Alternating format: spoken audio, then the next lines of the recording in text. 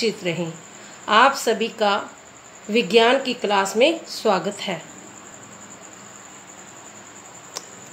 7.2 जलवायु मौसम विज्ञान प्रतिदिन मौसम संबंधी आंकड़ों को रिकॉर्ड करते हैं।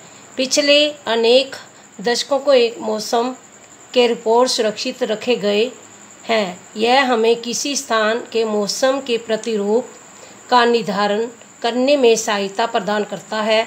किसी स्थान के मौसम की लंबी अवधि जैसे 25 वर्ष में इकट्ठे किए गए आंकड़ों के आधार पर बने मौसम के पैटर्न को उस स्थान की जलवायु कहते हैं। 7.3 जलवायु और अनुकूलन। जलवायु की सभी जीव जंतुओं का गहरा प्रभाव पड़ता है।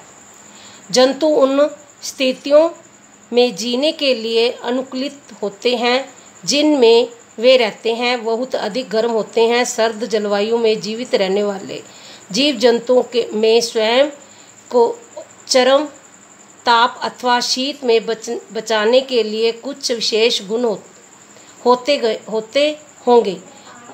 अपनी पिछली कक्षा की विज्ञान की पुस्तक के अध्याय 9 में दी गई अनुकूलन की परिभाषा को स्मरण कीजिए। वे सभी लक्षण और गुण जो जंतुओं को उनके परिश्रम से अनुकूलन में सहायता प्रदान करते हैं, विकास की प्रक्रिया का परिणाम है। सारणी 7.2 श्रीनगर जलवायु के विषय में जानकारी। जैसे ये महीने दिए गए हैं जनवरी से लेकर दिसंबर तक। ये दैनिक न्यूनतम दिया गया है -2.3 और ये सारे नीचे दिए गए हैं। दैनिक अधिकतम जैसे कि 4.7 ये बताए गए हैं सारे। औसत कुल वर्षा कितनी वर्षा हुई है तो यहाँ पर दिया गया है 57।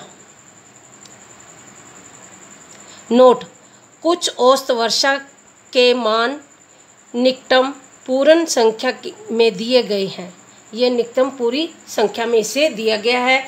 इस पुस्तक के अध्याय में 9 में आप जलवायु और मौसम की मृदा पर प्रभाव के विषय में पढ़ेंगे, जहां हम केवल जंतुओं पर जलवायु के प्रभाव के विषय में पढ़ेंगे। पिछली कक्षा में आपने कुछ वासस्थानों के लिए जंतुओं के अनुकूलन के बारे में पढ़ा था। जंतुओं के जलवायु परिस्थितियों के लिए अनुकूलन के उदाहरण के रूप में हम केवल उष्णकटिबंधीय वर्षा वनों और ध्रुवीय क्षेत्रों में रहने वाले कुछ जंतुओं की जानकारी प्राप्त करेंगे। जैसा कि नाम में स्पष्ट है, ध्रुवीय क्षेत्र ध्रुव के निकट स्थित होते हैं। जैसे दक्षिणी ध्रुव और उत्तरी ध्रुव। ध्रुवीय क्षेत्र में कुछ परिचालित देश Greenland, Canada, Iceland, Sweden, Norway, Finland तथा रूस के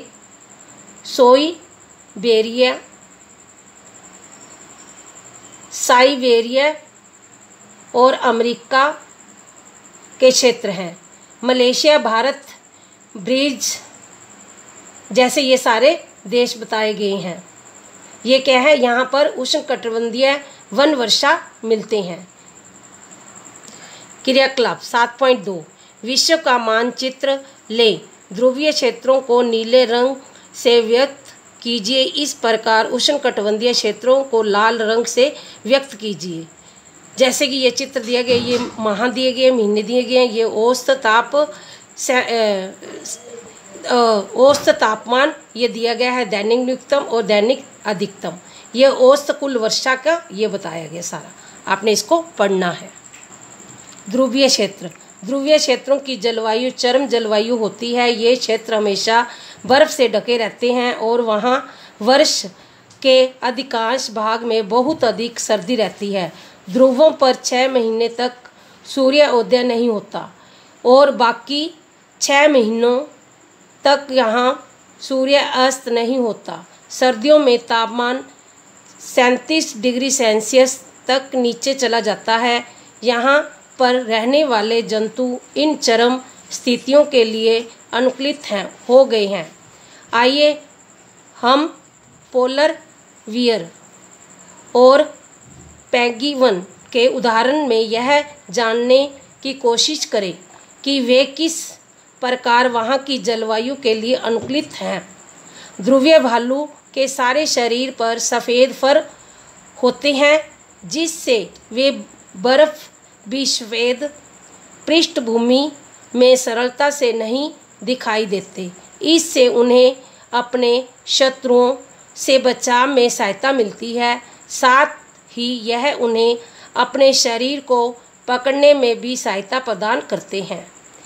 इन्हें चरम शीत से बचने के लिए इनमें फर की 2 मोटी परतें उपस्थित होती हैं। इनकी त्वचा के नीचे वसा की एक मोटी परत होती है। वास्तव में ध्रुवीय भालू का शरीर इतनी अच्छी प्रकार से शीतरोधी होता है कि वे धीमे धीमे चलते हैं ताकि उनके शरीर का ताप आवश्यकता से अधिक न बढ़ जाए।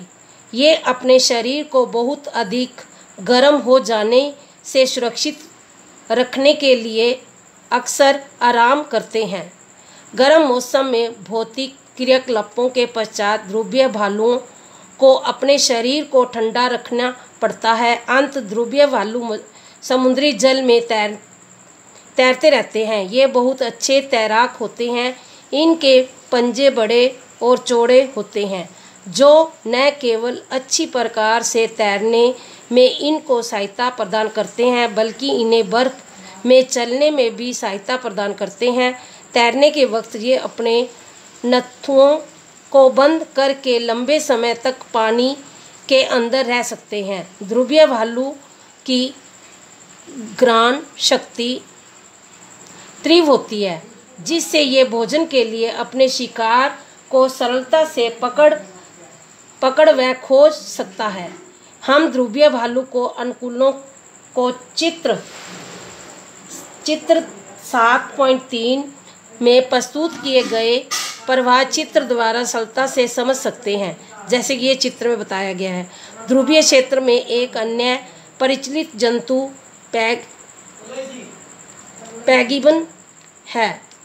ये भी श्वेत होते हैं और सरलता से बर्फ़ की श्वेत पृष्ठभूमि में मिल जाते हैं। इनके शरीर में भी स्वयं को सर्दी से बचने के लिए अत्यधिक वसा और मोटी त्वचा होती है। आपने पेंगुइनों के झुंड के चित्र देखे होंगे। स्वयं को गर्म रखने के लिए ऐसा करते हैं कि जब आप खचाखच भरे किसी हॉल या कमरे में उपस्थित होते हैं तो आप कितना गर्म महसूस करते हैं। ध्रुवीय भालू की भांति ही पेंगुइन भी बहुत अच्छे तैराक होते हैं। इनके शरीर धारारेखित होता है और इनके पैरों पर एक जाल सा बना होता है, जिससे यह अच्छे तैराक होते हैं। चित्र 7.5 ध्रुवीय क्षेत्रों में रहने वाले अन्य जंतुओं में विभिन्न प्रकार की कस्तूरी मृग, मछलियाँ, लोमड़ी, रेनडियर, बहेल, सील तथा अन्य विभिन्न प्रकार के पक्षी सम्मिलित हैं। इस वीडियो को बार बार देखो और समझो।